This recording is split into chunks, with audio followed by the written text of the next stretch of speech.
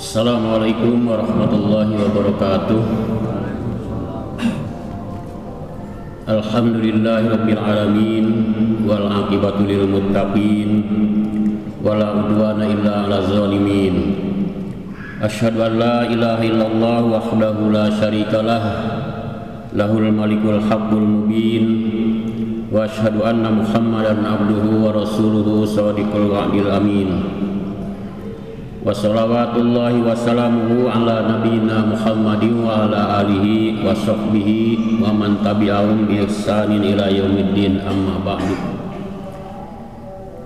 Hadirin kaum muslimin jamaah salat subuh yang dirahmati Allah Subhanahu wa taala, bersyukur kita kehadirat Allah.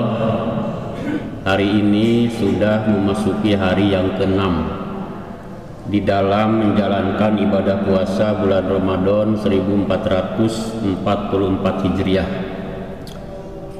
Kita berdoa kepada Allah, mudah-mudahan diberi kekuatan, terus diberi kemampuan untuk dapat melaksanakan ibadah puasa sekarang ini dari awal sampai akhir dengan sebaik-baiknya dan sesempurna-sempurnanya.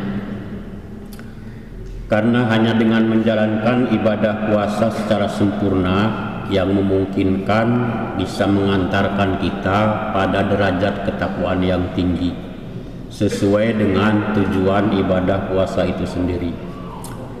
Ya ayyuhallazina amanu kutiba alaikumus syiyamu kama kutiba alal ladzina min qablikum la'allakum tattaqun. Memperoleh derajat takwa yang sebenarnya tidak mungkin kita tempuh kalau puasa kita itu tidak sempurna. Kami sekali lagi melalui mimbar ini saya ingin mengajak, mari kita tingkatkan, kita pelihara terus ibadah puasa kita ini dengan sesempurna-sempurnanya.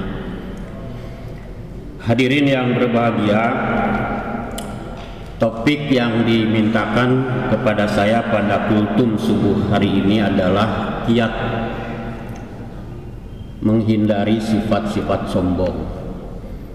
Menurut saya ini topik yang sangat relevan, sangat sesuai dengan bulan Ramadan. Karena Ramadan itu intinya adalah pengendalian diri, termasuk di dalamnya tentu saja mengendalikan diri dari sifat-sifat tercela. Di antaranya adalah sifat sombong. Dalam setiap ibadah tak terkecuali Ramadan itu ada proses tazkiyatun nafas. Tazkiyatun nafas itu artinya penyucian diri, ya. Apakah itu sholat, puasa, zakat, haji dan lain sebagainya. Semuanya itu sekali lagi mengandung proses tazkiyatun nafas, penyucian diri. Ukurannya nanti pasca ibadah itu, ya. Jadi keberhasilan puasa seseorang itu bukan dilihat pada proses hari ini ketika kita sedang puasa, tapi yang paling utama adalah pasca puasa. Apakah terjadi perubahan perilaku dari hasil proses tazkiyatun nafas tadi atau tidak? Kalau sebelum puasa atau selama puasa kita punya sifat katakanlah sombong dikit, pasca puasa masih tetap sombong dikit, itu tidak berhasil. Kalau selama puasa, sebelum puasa kita masih punya sifat kikir, setelah puasa tidak berubah, ya itu gagal, ya. Tapi sebaliknya, kalau sifat yang tidak baik setelah puasa justru ada peningkatan, perubahan ke arah perubahan perilaku yang lebih baik, maka disitulah ukurannya. Tetapi sekali lagi hadirin sekalian, semua itu bisa terjadi, bisa berhasil kalau puasa kita itu adalah puasa yang sempurna, puasa yang tidak asal-asalan begitu, ya. Malah di dalam sinyalemen Nabi dalam sebuah hadis sahih itu kan disinyalir kebanyakan orang berpuasa itu malah gagal. Rubba min shaim laisa lahu min saumihi illal ju wal atsu. Kebanyakan orang yang berpuasa tidak memperoleh apa-apa dari puasanya kecuali rasa lapar dan dahaga semata-mata. Apalagi mengendalikan diri, mengendalikan sifat sombong, tidak berhasil sama sekali. Ini sih nyalemen Nabi. Dalam hadis yang senada, man qoma Ramadana, barang siapa siapa saja man qoma yang mendirikan sholat pada bulan Ramadan, termasuk sholat qiyamul Ramadan, sholat tarawih maksudnya, laisa min qiyamihi illa sahar, ya. Jadi tidak memperoleh apa-apa dari sholat malamnya itu kecuali hanya begadang saja. Nah, jadi rugi sekali hadirin sekalian, ya, kalau puasa kita hanya sampai di tingkat itu. Karena itu, ya, untuk kesekian kalinya saya mengajak mari kita pelihara kesempurnaan puasa ini. Bagaimana puasa yang sempurna mungkin kita sudah tahu semua, ya. Sudah banyak mendapatkan pemahaman pelajaran dari para ustadz-ustadz yang lain. Hadirin sekalian, kembali kepada topik bahwa Ramadan adalah satu momentum, ya, untuk menghilangkan sifat sombong tadi itu. Itu betul sekali, ya. Hadirin sekalian, kalau kita cari definisi sombong, ya, takabur, itu bersumber dari rasa keangkuhan, dari rasa merasa bahwa dirinya lah yang paling hebat, dirinya yang paling kuat, dirinya paling memiliki kelebihan dibanding orang lain. Dan sifat ini yang pertama dimiliki itu adalah oleh iblis, ya. Dan celakanya iblis ini diturunkan ke dunia ini bersama-sama dengan manusia, ya. Jadi ingat hadirin sekalian, manusia dalam hal ini Adam diturunkan ke bumi ini itu bersama-sama dengan iblis. Iblis adalah sosok makhluk yang memiliki kesombongan, memiliki sifat takabur. Coba perhatikan ayat Al-Quran di dalam surat Al-Baqarah, ya. A'udzubillahi minasyaitonirrajim. Wa idz qulna lil malaikati isjudu li adama fasajadu illa iblis. Ingatlah ketika kami, ya, mengatakan kepada malaikat, sujudlah kamu kepada Adam, maka para malaikat itu adalah sujud kecuali iblis, illa iblis. Kenapa? Aba wastakbaro wa kana minal kafirin. Iblis itu sombong, membanggakan diri, aba wastakbaro, takabur. Dan iblis termasuk kepada yang kafir, ya. Nah, jadi hadirin sekalian, kesombongan, ketakaburan itu bisa mengantarkan seseorang kepada derajat kafir, persis sebagaimana yang dikatakan yang dimiliki oleh iblis itu. Jadi ketika kita bicara sombong, ya, hadirkan ingatan kita kepada makhluk yang disebut dengan iblis itu. Dan iblis pekerjaannya senantiasa menjerumuskan, ya, menggoda manusia, menjerumuskan ke jalan yang tidak baik, yang tidak benar. Itulah iblis. Itu. Hadirin sekalian, ketika ditanya lagi, ya, oleh Allah di dalam surat Al-A'raf itu disebutkan, qala ma mana'aka alla tasjuda iz amartu qala ana khairum minhu khalaqtani min narin wa khalaqtahu min tin. Apa yang membuat kamu enggan untuk bersujud kepada Adam, wahai iblis? Iblis itu menjawab, ya, qala ana khairum minhu, saya lebih baik, saya lebih unggul daripada Adam. Saya diciptakan dari api, sedangkan Adam diciptakan dari tanah. Maka yang unggul adalah saya. Nah, merasa memiliki keunggulan yang berlebihan itulah yang mengantarkan seseorang menjadi sombong. Karena itu hadirin sekalian, hindarkan, ya, sifat-sifat yang merasa kita itu lebih unggul, lebih hebat, ya, lebih kuat dan lain sebagainya dibanding orang lain. Kondisi inilah sekali lagi yang mengantarkan seseorang menjadi sombong. Gitu. Jadi hadirin sekalian, sekali lagi, ketika berbicara sombong, maka sombong itu yang pertama menjadi sifatnya iblis. Yang kedua, rasa sombong muncul dari keadaan jiwa yang merasa melebihi, merasa lebih dari pihak lain, merasa kuat, orang lain itu adalah lemah. Itu dua. Kemudian hadirin sekalian, sifat-sifat sombong seperti tadi ya terimplementasikan di dalam ya sifat-sifat manusia juga. Dan siapa yang memberikan contoh pertama tentang kesombongan, ketakaburan yang luar biasa? Baca Al-Quran hadirin sekalian, kisah Fir'aun itu adalah kisah yang paling banyak. Paling banyak sekali Al-Quran mengkisahkan tentang Fir'aun. Untuk apa? Untuk menjadi pelajaran kepada umat yang datang kemudian. Apanya yang menjadi pelajaran? Sifat kesombongannya, ketakaburannya.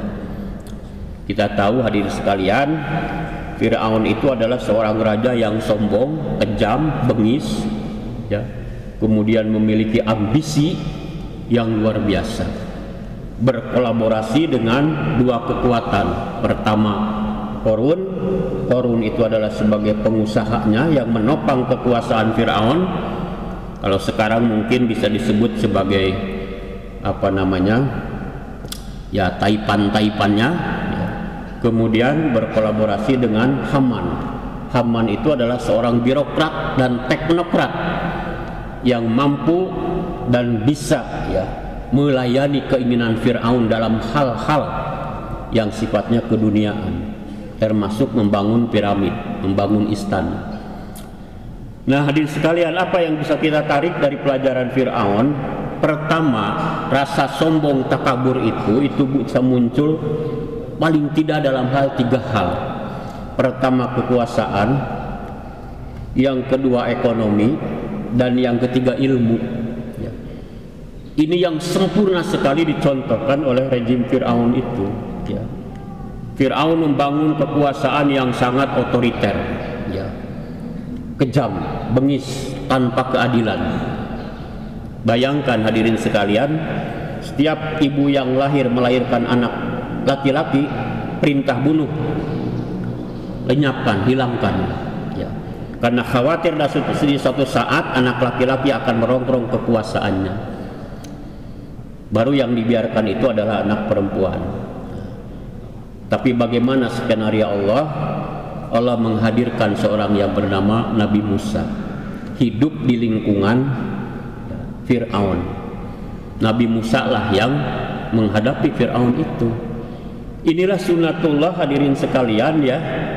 Kalau kita pelajari kisah-kisah di dalam Al-Quran,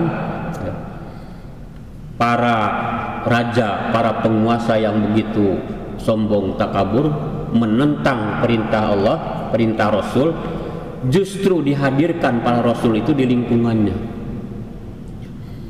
Ini adalah satu hal yang membuat tantangan untuk kita, termasuk Rasulullah Shallallahu Alaihi Wasallam. Di antara keluarganya adalah ada orang yang dengan vulgar, dengan tegas menentang dakwah apa yang disampaikan oleh Rasul. Jadi hadirin sekalian, kalau kita amati ya, misi risalah yang dibawa pada Rasul itu hampir semuanya berhadapan dengan fenomena kesombongan orang-orang yang ada di lingkungannya. Nah, kembali kepada Fir'aun tadi hadirin sekalian, kita sudah tahu bagaimana kisah Fir'aun itu ya. Tetapi di akhir hayatnya, ketika Allah menyeberangkan Bani Israel pada waktu dikejar-kejar oleh Fir'aun itu ya, Allah memerintahkan kepada Nabi Musa untuk memukulkan tongkatnya di tengah Laut Merah itu. Terjadilah Laut Merah itu mengering, dan Nabi Musa beserta pengikutnya Bani Israel itu bisa menyeberangi. Tapi ketika itu Fir'aun terus mengejar ya, mengejar Fir'aun dengan bala tentaranya, dan atas dasar mukjizat Allah ya, kemudian laut itu mencair kembali, tenggelamlah Fir'aun. Apa yang terjadi hadirin sekalian? Itu bisa kita perhatikan di dalam surat Yunus ya, ada dikisahkan hatta iza adrakahul gharaqu qala amantu annahu la ilaha illallazi amanat bihi banu Israil wa ana minal muslimin ya. Jadi ketika hampir tenggelam, Fir'aun sadar, oh iya, saya percaya tidak ada Tuhan kecuali Tuhan yang disembah oleh Musa dan kaumnya Bani Israel.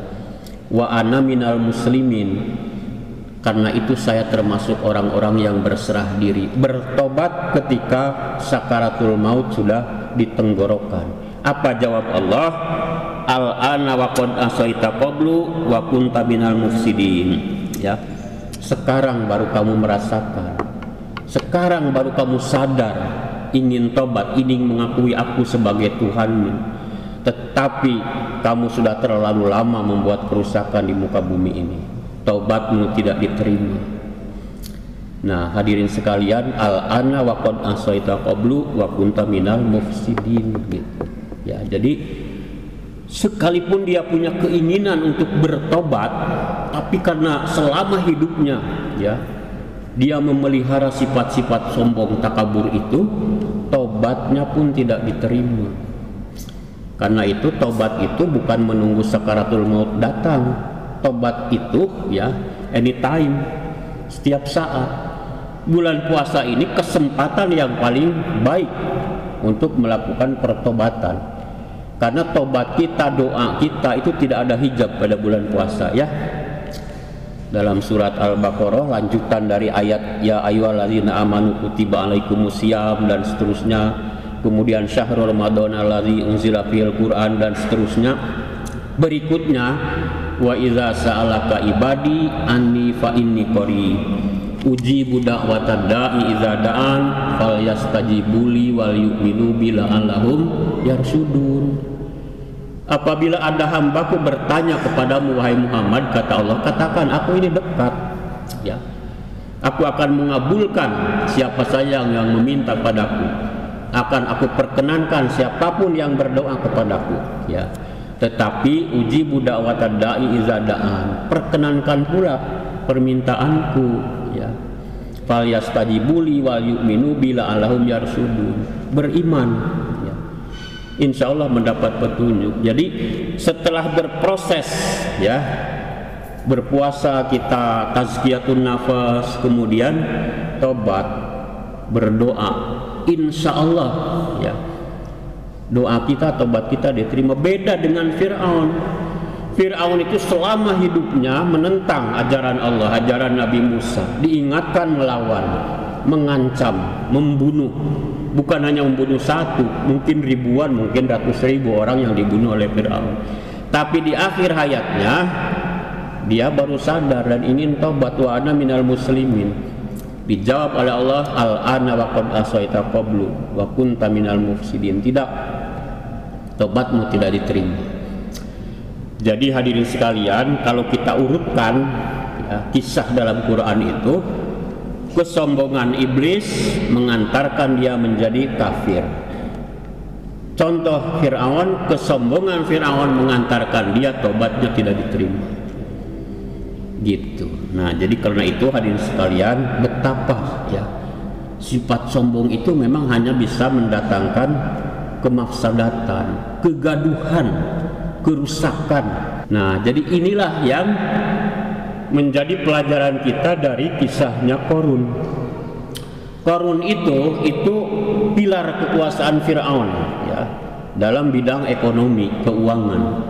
Sehingga saking ingin pamernya, dia kelilingkan itu kunci-kunci perbendaharaan kekayaannya sampai tidak terpikul oleh 10-20 orang yang bisa memikul itu ratusan kunci perbendaharaan kekayaannya. Ya sama, punya sifat sombong, cuma basicnya adalah kekayaan harta.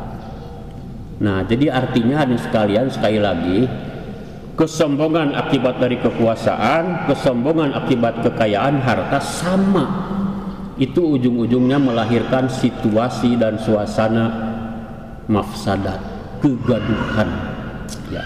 Toh pada akhirnya kekuasaan Fir'aun pun itu luluh lantak, ya. Hancur. Kemudian Haman. Haman itu adalah penopang kekuasaan Firaun dalam bidang birokrasi, arsitektur. Apapun yang diinginkan Firaun, ingin gedung yang tinggi, nanti saya akan bisa melihat Tuhan di gedung yang tinggi itu, kata Firaun. Dibangunkan itu oleh Haman. Jadi menambah saja keangkuhan, kesombongannya itu. Nah, hadirin sekalian, karena itu sekali lagi Ramadan ini adalah momen yang sangat tepat ya untuk mari kita jaga diri kita ini. Ramadan itu kan pengenalian diri ya. Ramadan itu adalah asyamu junnah, benteng. Asal puasanya itu puasa yang benar dan sempurna tadi itu. Kalau hanya puasanya asal-asalan ya tidak mungkin. Bahkan kata Nabi itu, kebanyakan orang puasa tidak berhasil apa-apa. Pasca puasa setelah lebaran kembali kepada habitat semula. Nauzubillah, mudah-mudahan tidak seperti itu. Terakhir hadirin sekalian, saya pernah bertanya kepada seorang psikolog, gimana caranya agar supaya kita itu terhindar dari sifat sombong di luar bulan puasa. Jawabnya ternyata perspektifnya itu adalah perspektif religius ya. Sederhana Pak, katanya. Apa? Pertama ya, pelihara dan kuatkan keimanan kepada Allah, itu kunci utamanya. Kunci. Sebab orang yang sombong itu yang keimanannya memang ada problem, ada masalah. Kalau keimanan kita kuat, Allah itu senantiasa mengendalikan kita, mengarahkan kita ya. Semua perbuatan yang keluar dari atas dasar iman, maka perbuatan itu akan melahirkan amal soleh. Karena itulah makanya kata iman dalam Al-Quran disandingkan dengan kata amal soleh. Illal ladzina amanu wa amilus solihati lahum ajrun ghairu mamnun. Innal ladzina amanu wa amilus solihati lahum jannatun naim, dan seterusnya, banyak sekali itu disandingkan. Maknanya sekali lagi, perbuatan apapun yang kita lakukan atas dasar iman, maka pembuktiannya itu adalah amal soleh. Soleh itu artinya kebajikan, kemaslahatan. Perbuatan yang lahir atas dasar iman melahirkan kemaslahatan. Kalau kemaslahatan, ya kedamaian, ya ketentraman, ya kebahagiaan ujungnya. Tapi kalau perbuatan jauh daripada dasar iman, maka tadi yang muncul ya bisa saja juga sifat sombong. Memang ada penghargaan dalam Al-Quran hadirin sekalian ya. Perbuatan baji walaupun tidak didasarkan iman, kalau itu melahirkan kebaikan ya Allah juga memberikan penghargaan. Tapi di akhirat tidak ada nilai apa-apa kecuali kalau amal saleh. Amal saleh itu di dunia melahirkan penghargaan dari Allah dan kemaslahatan, tapi di akhirat pun Allah memberikan pahala yang berlipat ganda ya, pahala yang mengalir terus kan gitu. Nah, maka perbuatan yang walaupun baik tapi tidak didasarkan iman itu hanya sebatas amal namanya. Tapi kalau perbuatan baik ya didasarkan pada iman, maka itu adalah amal soleh. Karena itulah sekali lagi iman dan amal soleh itu selalu disandingkan. Karena iman itu adalah amal soleh itu adalah pembuktian dari iman. Jadi itu hadirin sekalian, inilah sekali lagi kesempatan bulan Ramadan ini. Ramadan ini kan untuk memperkuat ya, menghidupkan iman kita. Iman ini kan kadang-kadang melemah, kadang-kadang bertambah, yazidu wala yanqus. Ramadan semestinya iman itu tumbuh mekar, semakin menguat dengan proses amal ibadah bulan Ramadan, baik yang diwajibkan maupun yang dianjurkan maupun yang disunahkan, seperti itu. Nah, jadi kalau ditanya kiat apa untuk menghindari diri agar supaya kita itu tidak sombong, jawabnya ternyata sama jawaban para ilmuwan dengan jawaban agama ya. Kuatkan iman kita kepada Allah, karena hanya dengan iman itulah Allah selalu membimbing kita. Kemudian yang kedua, hadirin sekalian, ya doa juga sama ya. Doa itu sebagai sebuah kekuatan dalam pandangan kita ya. Jadi berdoa itu hadirin sekalian ya, jangan dianggap hanya sekedar rutinitas yang kurang makna gitu ya. Tapi bagi kita doa itu adalah sesuatu yang sangat penting, strategis, apalagi di bulan Ramadan ini ya. Tadi ayatnya itu wa iza sa'alaka ibadi fa inni qarib ujibu da'watad da'i iza da'an falyastajibu li wal yu'minu bila lahum yarshudun ya. Dekat, Allah itu dekat dengan kita. Dalam ayat lain ada disebutkan ya, Allah itu lebih dekat ya dari kerongkongan manusia ya. Jadi Allah itu menciptakan kita, kemudian Allah sangat mengetahui, sangat bisa melihat apa yang tergores di dalam hati kita. Bahkan Allah lebih dekat dari jarak kerongkongan kita gitu. Bulan puasa, kalau ada orang yang tidak merasa makin dekat dengan Allah, mungkin pertanyaan, puasa kita itu masih belum sempurna.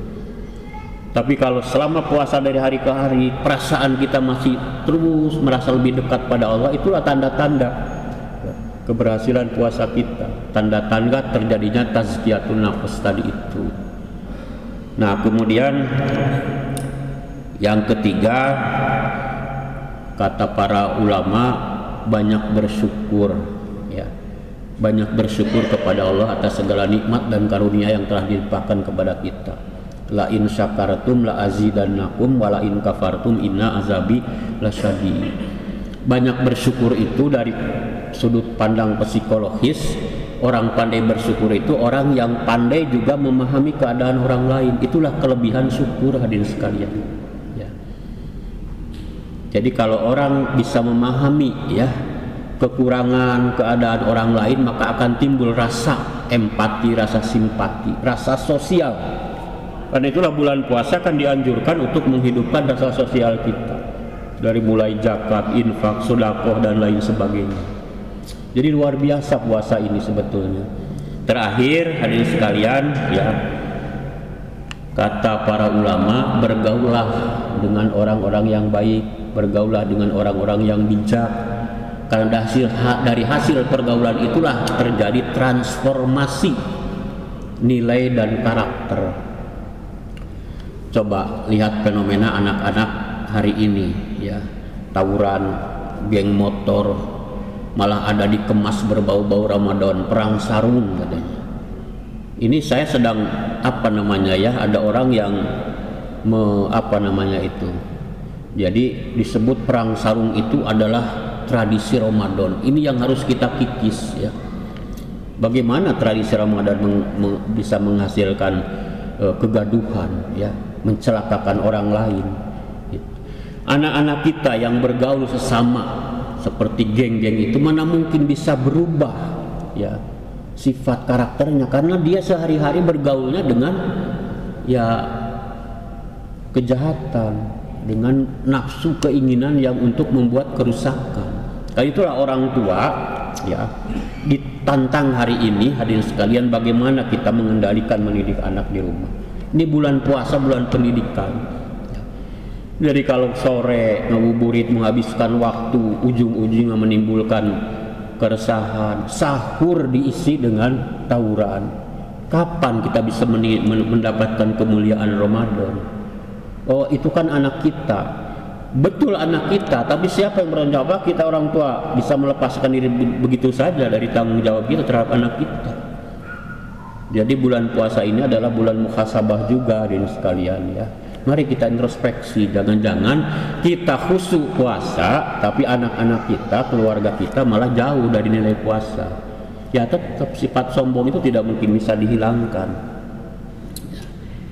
Ya hadirin sekalian, terakhir ya, banyak sekali ayat-ayat Al-Quran yang melarang ya, mengingatkan jangan sekali-kali kita memelihara sifat sombong. Wala tusair khaddaka linnasi wala tamshi fil ardi barha innallaha la yuhibbu kulla mukhtali fakhur. Itu nanti bisa dilihat di dalam surat Luqman ya. Jangan kamu memalingkan mukamu dari pandangan manusia karena rasa sombong ya. wala tamsi fil ardi maraha, jangan kamu berjalan di muka bumi ini dengan rasa angkuh gitu. Innallaha la yuhibbu kulla mukhtalin fakhur, Allah tidak menyukai karena ya tadi memalingkan muka, rasa angkuh, ujung-ujungnya itu menimbulkan konflik dari mulai skala skill sampai kepada perang dunia pun sebetulnya sumbernya dari itu. Kemudian di dalam hadis ada disebutkan qila dkhulu abwaaba jahannam khalidina fiha, ya, fabi samaswal mutakabirin. Jadi ya dikatakan pada mereka orang sombong itu, ya masuk kamu kepada neraka jahanam itu, kamu akan kekal di dalamnya. Ya. Siapa itu? Fabi samaswal mutakabirin. Itu adalah tempat kembali orang-orang yang menyombongkan diri. Jadi hadirin sekalian, kesimpulannya ya, betapa rugi kita melaksanakan ibadah puasa tapi tidak bisa merubah karakter sifat. Salah satunya adalah sifat kesombongan itu. Sombong bisa mengantarkan seorang menjadi kafir, contohnya iblis. Sombong mengantarkan seseorang tidak diterima tobatnya, Fir'aun. Sombong mengakibatkan kegaduhan secara luas, perang dunia. Sombong mengakibatkan penindasan kepada pihak lain. Hari ini yang sedang kita saksikan dari perilaku seorang anak, ya, karena merasa bapaknya memiliki kekayaan, memiliki jabatan, kekuasaan dan lain sebagainya. Terakhir, sombong justru nanti bisa menghilangkan nilai ibadah kita. Itulah bahayanya sombong. Mudah-mudahan hadirin sekalian kita tidak termasuk pada apa yang disinyalir itu, dan kita tidak termasuk pada ya orang yang banyak berpuasa tapi dari puasanya tidak dapat apa-apa, tetapi sebaliknya kita termasuk yang lulus di dalam berpuasa. Apa itu yang lulus? Ya, man shoma ramadhana imanan wa ihtisaban ghufira lahu ma taqaddama min zambi. Siapa saja yang berpuasa atas dasar iman, kemudian perhitungan pahala yang akan diberikan, akan diampuni segala dosa-dosanya yang telah lalu, maka jadilah kita menjadi suci kembali. Itu harapan kita. Mudah-mudahan sekali lagi kita bisa memperoleh itu. Itulah yang bisa saya sampaikan, mudah-mudahan bermanfaat dan mohon maaf atas segala kekurangannya. Billahi taufik wal hidayah. Wassalamualaikum warahmatullahi wabarakatuh.